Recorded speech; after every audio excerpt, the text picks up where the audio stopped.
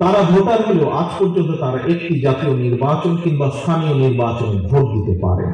তারা পারেনি নিজেদের পছন্দের প্রার্থীকে ভোট দিয়ে জনপ্রতিনিধি নির্বাচিত করতে, অথবা ইচ্ছা থাকলেও তারা কেউ নিজেরাও জনপ্রতিনিধি নির্বাচিত হবার সুযোগ পায়নি।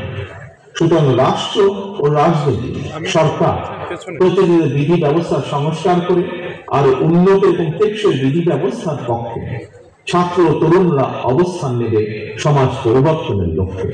দেশের তরুণ জনগোষ্ঠীর ভূমিকা রাখবে, এটি স্বাভাবিক, এটি তারুণ্যের ধর্ম। দেশের প্রয়োজনে আরো নতুন রাজনৈতিক দলের উত্থান ঘটবে, এটি গণতান্ত্রিক রীতি।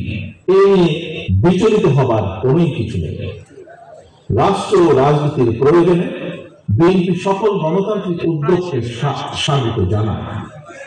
বিএনপি তার জন্মলগ্ন থেকে আজ পর্যন্ত সকল পরিস্থিতিতে, সকল সময় বহু দল বহু মতের চর্চার পক্ষে, যা মহাসচিব সাহেব তার বক্তব্যে উল্লেখ করেছেন।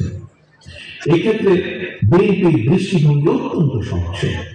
জনগণ কোন রাজনৈতিক দলকে গ্রহণ করবে কিংবা বর্জন করবে, নির্বাচনের মাধ্যমে সেই রায় দেবে জনগণের আদালত। তবে যারা জনগণের আদালতের রায় মুখোমুখি হতে ভয় পায় কিংবা যাদের ভিন্ন কোনো উদ্দেশ্য রয়েছে, তারাই নির্বাচন অনুষ্ঠান নিয়ে নানা রকম বিভ্রান্তি সৃষ্টি করে। গণতান্ত্রিক আমি জনগণের প্রতি আহ্বান, আপনারা ধৈর্য হারাবেন না। নির্বাচনের জন্য মানসিক প্রস্তুতি নিতে থাকুন। নির্বাচন কমিশন তাদের উপর অর্পিত দায়িত্ব যথারীতি পালন করবে এই বিশ্বাস রাখুন। বিএনপির নেতাকর্মী সমর্থকদের প্রতি আহ্বান জানিয়ে বলতে চাই, আপনারা অপপ্রচারে বিভ্রান্ত হবেন না, বরং সতর্ক থাকবেন। নিজেরা এমন কোন কাজে সম্পৃক্ত হবেন না যাতে কেউ অপপ্রচারের সুযোগ পায়। নিজেদেরকে জনগণের আস্থায় রাখুন, জনগণের আস্থায় রাখার জন্য সর্বোচ্চ চেষ্টা করুন। সর্বশেষে 46তম ছাত্র দলের প্রতিষ্ঠা বার্ষিকীর এই শুভ লগ্নে সারা দেশে জাতীয়তাবাদী ছাত্র দলের নেতা কর্মী সমর্থকদের প্রতি আহ্বান জানিয়ে বলবো, লেখাপড়ার পাশাপাশি তোমরা নিজেদেরকে জনকল্যাণমূলক কার্যক্রমের সঙ্গে সম্পৃক্ত রাখো।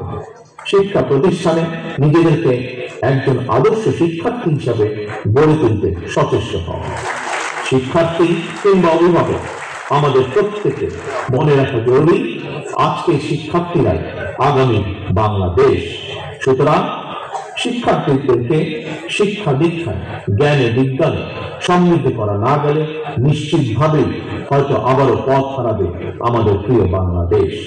পরিশেষে আবারও 46তম প্রতিষ্ঠা বার্ষিকীর এই দিনে ছাত্র দলের সকল নেতা কর্মীকে আন্তরিক শুভেচ্ছা জানাই এবং ছাত্র দলের সকল শহীদদের প্রতি আবারও শ্রদ্ধা জানিয়ে আমার বক্তব্য শেষ করছি।